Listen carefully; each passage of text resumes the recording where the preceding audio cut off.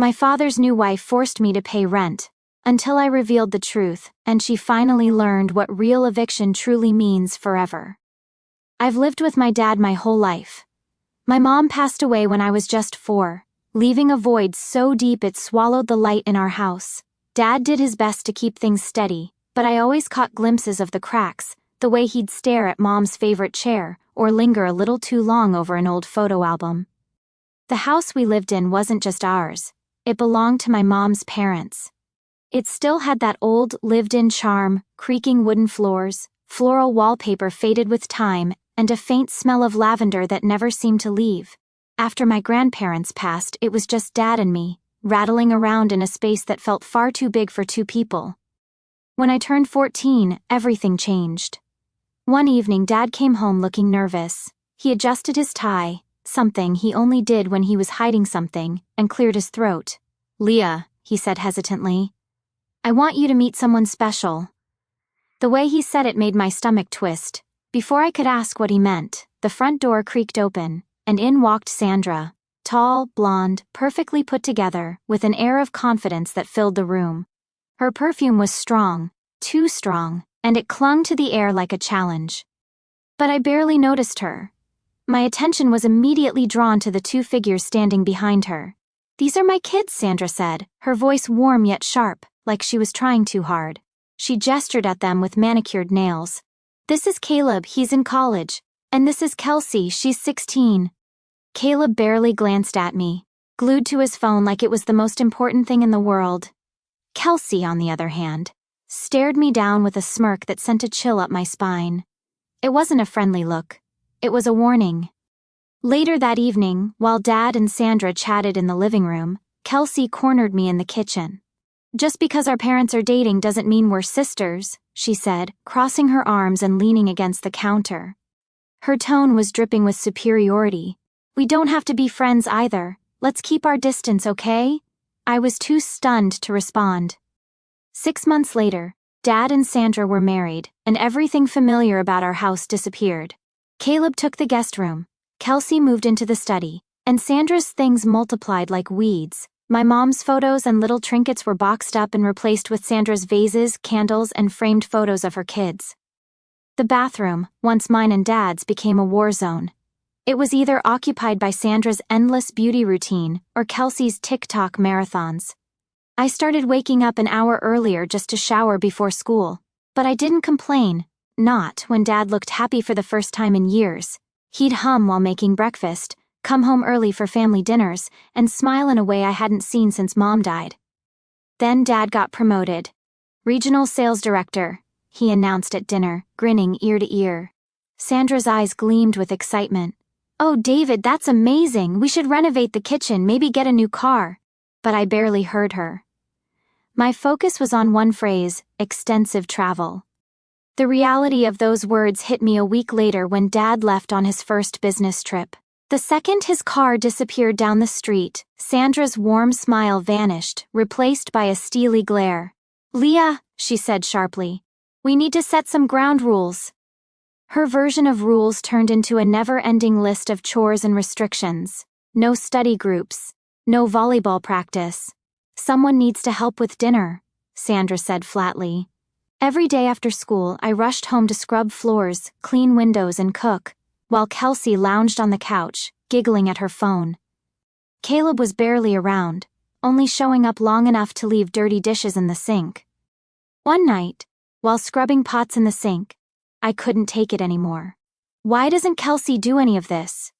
Sandra's head snapped up from her magazine. Her eyes narrowed dangerously. "Kelsey is focusing on college applications. She doesn't have time for chores." I glanced over at Kelsey mid-TikTok dance, twirling with exaggerated enthusiasm. "Really? She looks busy." Sandra's voice dropped, cold and sharp. "Leah, I won't tolerate disrespect." I clenched my jaw, biting back the words threatening to spill out. What was the point of arguing? Dad was gone, and Sandra ruled the house like a queen. The worst part wasn't the chores or Kelsey's laziness. It was the act Sandra put on whenever Dad called. "Oh, honey," she'd sigh dramatically, "you have no idea how hard it's been managing the house, taking care of everything on my own." And Dad, He'd fall for it every time.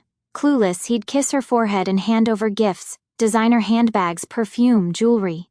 "You're amazing," he'd say. "I don't know what we'd do without you."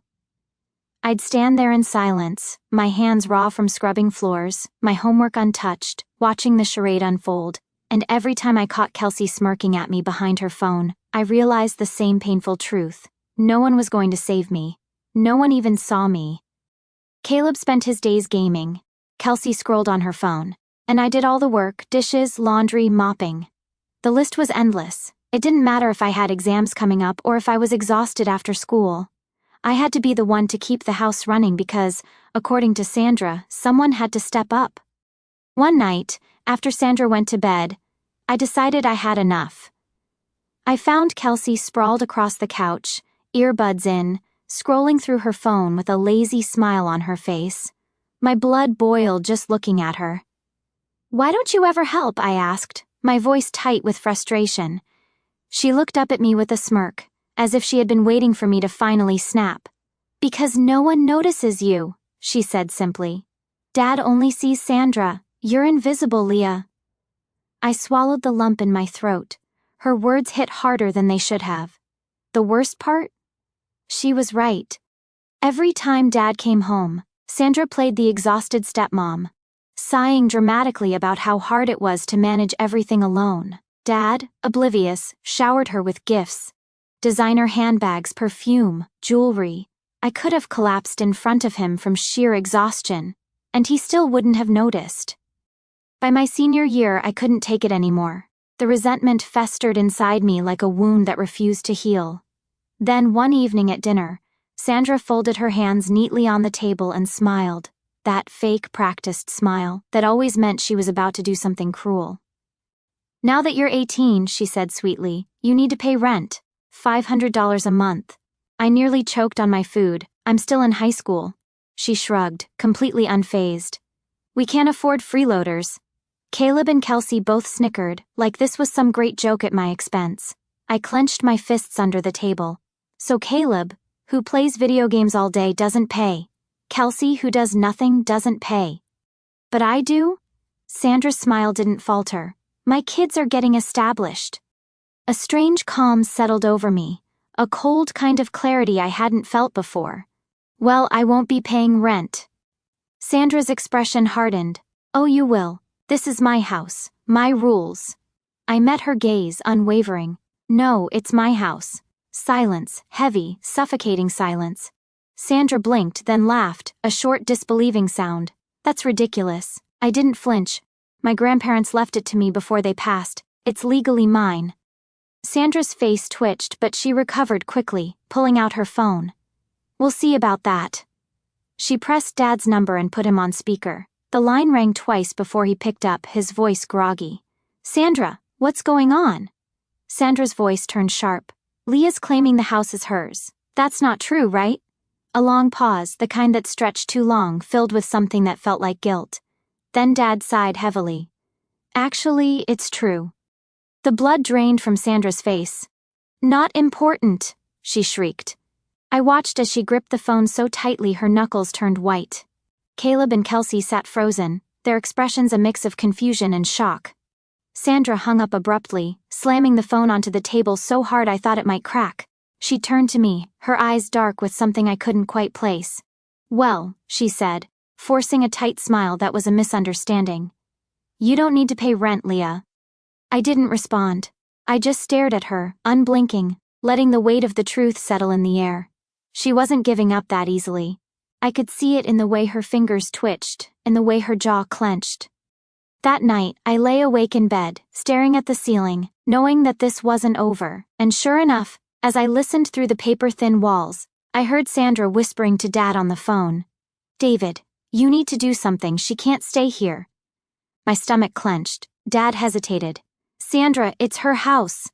Sandra's voice dropped to a low, syrupy tone, the same one she used when she wanted something. "I know, honey, but she doesn't belong here anymore. She's becoming a problem." My fists tightened around the sheets. Dad exhaled loudly. "What do you want me to do?" "Convince her to go away for college," Sandra said smoothly. "Out of state. Get her out of the house. She's 18 now, it's time for her to move on." There was a pause, then Dad muttered, "Maybe you're right." I felt like I had been punched in the gut. They wanted me gone. My own father wanted me gone. The next morning at breakfast, Sandra acted as if nothing had happened. She poured herself coffee, chatted with Caleb and Kelsey, all smiles. But I knew better now. She wasn't going to stop until she pushed me out of my own home. But she underestimated me. I had a plan, and I was going to win. Sandra forced a tight smile. "Well, that was a misunderstanding. You don't need to pay rent, Leah." I didn't respond. I knew she wouldn't give up that easily. Her smile was too forced, her eyes too calculating. She wasn't backing down, she was just regrouping. That night, as I lay in bed staring at the ceiling, I heard hushed voices coming from the hallway. I shifted silently, creeping closer to my bedroom door, straining to hear. "David, you need to do something. She can't stay here." Sandra's voice was low but urgent. I held my breath, pressing my ear against the door. "She's becoming a problem," she whispered. "She doesn't fit in here anymore. We need to convince her to go to an out-of-state college. It's for the best." My stomach clenched as silence filled the air. I willed my father to say something, anything to defend me, to tell her she was wrong. But all I heard was a hesitant sigh. "Maybe you're right," he finally said. My chest tightened. My own father was willing to push me out of my home just to keep Sandra happy. I clenched my fists. If they wanted me gone, they'd have to do better than that. The next morning, Sandra acted like nothing had happened. She greeted me with her usual fake cheeriness, pouring coffee, smiling like a perfect homemaker. But I knew better now. She wanted a fight. Fine. She was about to get one. I set my fork down with deliberate slowness. "Starting next month," I said, my voice calm but firm, "everyone pays rent. $500 each." Sandra froze mid-bite. Caleb, half awake, dropped his phone into his cereal with a splash. Kelsey's spoon clattered against the table. "Excuse me?" Sandra's voice was sharp, her smile now completely gone. I smiled back, sweet and unapologetic. "We're all adults, right? Seems fair." Sandra's face darkened. "Family doesn't charge family rent." I raised an eyebrow. "Funny. You said the opposite yesterday." She slammed her coffee cup down so hard the liquid spilled onto the table. "That was different. I was teaching you responsibility." I let out a dry laugh. That's rich, coming from someone living rent-free in my house. Caleb, ever the golden boy, shot up from his seat, knocking over his chair in the process. "Listen here." "No, you listen," I cut him off, standing up as well. "You've been out of college for 2 years and still don't have a job. I've been buying groceries with my own money. Maybe it's time you learned responsibility." I turned to Kelsey, who was still sitting there frozen. "When was the last time you even did your own laundry?" Sandra's voice shook with rage. "You're just a bitter little girl, jealous of my kids." I met her glare with steel in my eyes. "No, Sandra. I'm finally standing up for myself." Her chair screeched as she shot up from the table. "Caleb, Kelsey, pack your things, we're leaving." They didn't hesitate. For once they had no words, no sarcastic comments, no smug glances. An hour later, I stood in the doorway, watching as they stormed out, suitcases in hand. Sandra's face was twisted in fury, but beneath it, I saw something else, shock. She hadn't expected this. Neither had I. The house felt peaceful for the first time in years. I could breathe. I walked through the now quiet rooms, my fingers trailing along the furniture, no longer feeling like a stranger in my own home. The peace didn't last. As the sun began to set, my phone buzzed. "Dad." I hesitated before answering. "What the hell did you do?" His voice was cold, angrier than I had ever heard it. "Sandra said you kicked them out. How could you be so cruel?" A bitter laugh escaped me. Cruel. That's rich, coming from someone who was planning to push me out of my own home. Silence, then a slow, measured breath. "What are you talking about?" "Don't lie to me, Dad. I heard you last night. I heard everything. Sandra told you to get rid of me and you agreed." The line went dead silent. I could almost hear his thoughts racing. Then a quiet, weak, "It's not what you think." "It's exactly what I think," I snapped. "You chose her over me, you always do." Another long pause, then his voice hardened. You're tearing this family apart. Sandra is devastated. She's threatening to leave unless you apologize. Something inside me snapped. Then let her leave. No, my voice was steadier than I expected. I'm done. You made your choice, now I'm making mine. I hung up before he could say another word. For the first time in years, I felt truly, completely free. The next day, Dad called, furious. Sandra said you kicked them out. How could you be so cruel? Something inside me snapped. Cruel? Where was this concern when Sandra tried to charge me rent in my own house? Silence, then a week. What are you talking about? Don't lie. I heard you on the phone with her. Dad, you don't understand. Oh, I understand perfectly. Sandra wanted me gone, and you agreed. After everything I've done, you chose her over me. Another long silence, then his voice hardened. You're tearing this family apart. Sandra's threatening to leave unless you apologize. I looked around the house. Almost every picture was of Sandra, Caleb, and Kelsey. Only one tiny photo of Mom remained, half hidden behind a plant. The sight of it made my chest tighten. How had she faded so easily from our lives? I'm not apologizing, Dad. The line went dead. Graduation came and went.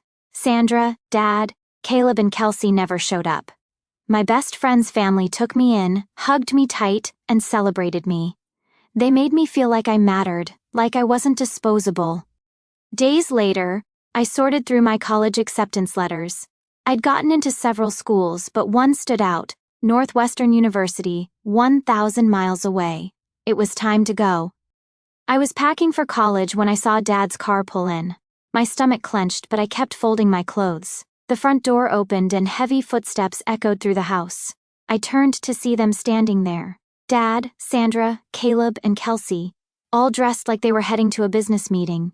Their expressions were cold, distant. We've come to resolve this, Dad said stiffly, with Sandra nodding behind him. I'm willing to forgive your behavior. We can move back in, but you need to apologize and drop this rent nonsense. I looked at them, Sandra's smug smile, Caleb and Kelsey sneering. Years of being treated like a maid flashed through my mind. The nights spent scrubbing floors while they watched TV, the way Sandra would complain about how hard managing the house was while I did all the work, the way Dad had chosen them over me time and time again. I straightened. No. Dad's face hardened. If you can't be part of this family, I'm done. I'm leaving, and I'm disowning you. I exhaled, my heart steady. That's your choice, Dad. You've been choosing them over me for years. Why stop now? Sandra gasped, hand on her chest like I had physically struck her. You've always been jealous of my children. I felt a cold smile tug at my lips. Jealous? No. But I finally see you all for who you really are, and I don't want any part of it. Dad's jaw clenched. You'll regret this. I won't. Sandra scoffed. Come on, David, we're done here. Let's leave her to her pathetic little life. Caleb and Kelsey smirked as they turned to go. But I didn't care anymore. As the front door slammed behind them, the house felt lighter, emptier, but for the first time that felt like a good thing. I stood there for a long moment, listening to the quiet. Then I picked up my suitcase and walked out the door toward a future that didn't include them. One more word, and I'm calling the police for harassment. Silence. For the first time they had nothing to say. Sandra's face twisted with fury, but she wasn't in control anymore. Caleb and Kelsey exchanged glances, waiting for someone to tell them what to do. Dad, he just stood there, shoulders slumped, like a man who finally realized he'd lost something he could never get back. They packed and left without another word. It's been 3 months. I'm writing this from my dorm at Northwestern University, 1,000 miles away, finally free. The house, my house, is rented out to a young family. I visited once before I left for college, just to make sure everything was in order. The walls had fresh paint, the floors were polished, and the place no longer carried the weight of old memories. I could hear a child laughing from the backyard, and for the first time in years the house felt like a home again. The rent covers my college expenses, so I don't have to worry about money. I have a scholarship too, but knowing I have financial security is a comfort I never thought I'd have. Dad, he's still working, living in a rented apartment. The last I heard, Sandra got her kitchen renovation, just not in my house.